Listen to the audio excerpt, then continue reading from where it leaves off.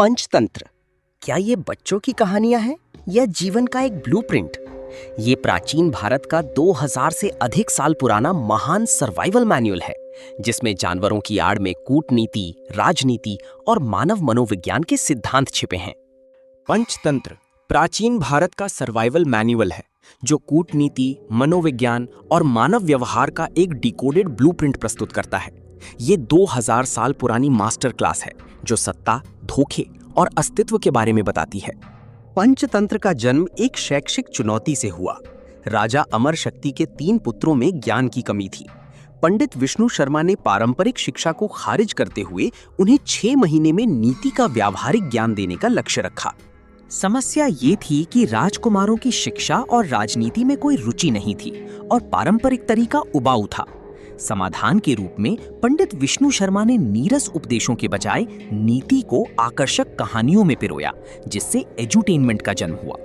ज्ञान का नया तरीका कहानी के अंदर कहानी तकनीक पर आधारित था। इसे फ्रेम स्टोरी कहा जाता है। ये शिक्षा और मनोरंजन के मिश्रण एजुटेनमेंट का सफल मनोवैज्ञानिक प्रयोग था, जिसमें कठोर सच्चाइयां जानवरों के प्रतीकात्मक पात्रों के माध्यम से बताई गईं। पंचतंत्र की कथा शिल्प में कहानियों की 3 परतें हैं। बाहरी परत में राजा और राजकुमार हैं, मध्य परत में मुख्य फ्रेम कहानी और आंतरिक परत में पात्रों द्वारा सुनाई गई एम्बेडेड दंत कथाएं हैं। इसका प्रभाव यह है कि ये विचारों को याद रखने योग्य बनाता है। ईसप की कहानियां सख्त नैतिकता और सद्गुण पर केंद्रित हैं, सही और गलत के बीच अंतर स्पष्ट करती हैं। वहीं पंचतंत्र का ध्यान कूटनीति, चालाकी और नीति पर है, जिसका उद्देश्य वास्तविक दुनिया में जीवित रहना और सफल होना है। पंचतंत्र निस्वार्थ नैतिकता नहीं, बल्कि व्यावहारिकता सिखाता है। पंचतंत्र मानव व्यवहार के ऑपरेटिंग सिस्टम के 5 भाग हैं, जिन्हें नीति या बुद्धिमानीपूर्ण आचरण कहा जाता है। ये हैं मित्रभेद, मित्रलाभ, काकोलुकीयम, लब्ध प्रणाश और अपरीक्षित कारकम। ये 5 तंत्र रणनीति मैट्रिक्स है। प्रत्येक खंड एक मुख्य रणनीतिक विषय पर आधारित है और एक अंतिम शिक्षा देता है।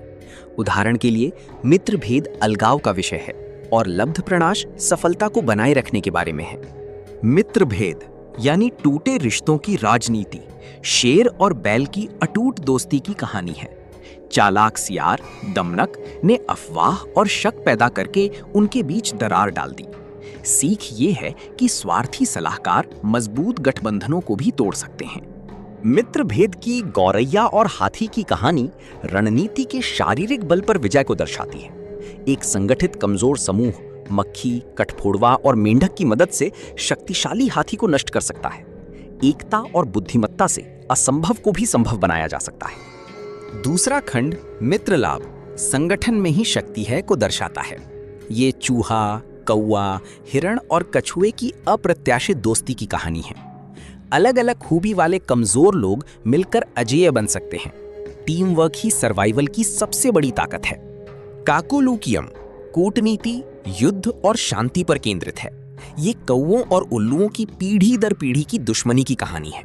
रणनीति है शत्रु के खेमे में जासूस बनकर घुसना। सीख ये है कि युद्ध शारीरिक बल से नहीं, बल्कि बुद्धि से जीते जाते हैं। लब्ध प्रणाश सफलता को संभालने के बारे में है। पेड़ पर रहने वाले बंदर और मगरमच्छ की कहानी दिखाती है कि लालच या गलत विश्वास से सफलता पतन में बदल सकती है।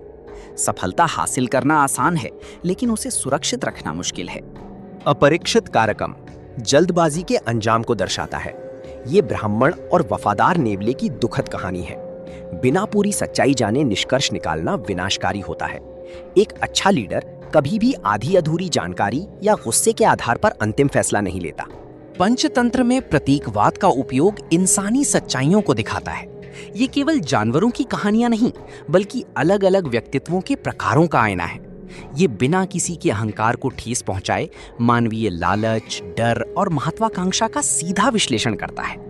आधुनिक कॉरपोरेट प्रबंधन में भी पंचतंत्र के सिद्धांतों को लागू किया जाता है।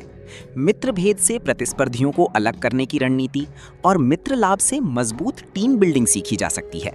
काकोलुकीयम कॉरपोरेट जासूसी और अपरीक्षित कारकम मार्केट रिस्क असेसमेंट से संबंधित है। एक आलोचनात्मक दृष्टिकोण से पंचतंत्र ऐतिहासिक सीमाओं को दर्शाता है, क्योंकि ये मुख्य रूप से पुरुषों द्वारा राजकुमारों के लिए लिखा गया था। इसमें महिलाओं का रूढ़िवादी चित्रण है। हालांकि आधुनिक लेखिकाओं द्वारा नई व्याख्याएं नारीवादी दृष्टिकोण से इन कहानियों को फिर से लिख रही हैं। पंचतंत्र वैश्वीकरण का एक प्राचीन मॉडल है। 300 ईसा पूर्व भारत में जन्मी ये कहानी 550 ईसा में फारस, 750 ईसा में अरब और फिर 11वीं से 15वीं सदी में यूरोप पहुंची। इसकी जड़ें ला फॉन्टेन और ब्रदर्स ग्रिम की कई कहानियों में भी हैं। पंचतंत्र की कहानियों का ये महान सफर 550 ईसा में फारस में कलीला व दिमना के रूप में शुरू हुआ। फिर 750 ईसा में अरबी अनुवाद हुआ। यूरोप में ये फेबल्स ऑफ बिदपाई के रूप में फैला और आज 50 से अधिक भाषाओं में इसके 200 से अधिक संस्करण मौजूद हैं। संक्षेप में, पंचतंत्र सिर्फ नैतिक कहानियों का संग्रह नहीं है, ये राजनीतिक रणनीति, मानव मनोविज्ञान और सफलता प्राप्त करने तथा उसे बनाए रखने का एक कालातीत मैनुअल है, जिसकी प्रासंगिकता आज भी बरकरार है। पंचतंत्र सिखाता है कि शक्ति और सफलता केवल शारीरिक बल से नहीं, बल्कि बुद्धि और कूटनीति से प्राप्त की जाती है। ये हमें ये समझने में मदद करता है कि मानव व्यवहार कितना जटिल और बहुआयामी है। इस वीडियो को देखने के लिए धन्यवाद। आशा है कि पंचतंत्र का ये विश्लेषण आपको इस प्राचीन ज्ञान को एक नए दृष्टिकोण से देखने में मदद करेगा। अधिक जानकारी और ज्ञान के लिए कृपया चैनल को लाइक और सब्सक्राइब करें।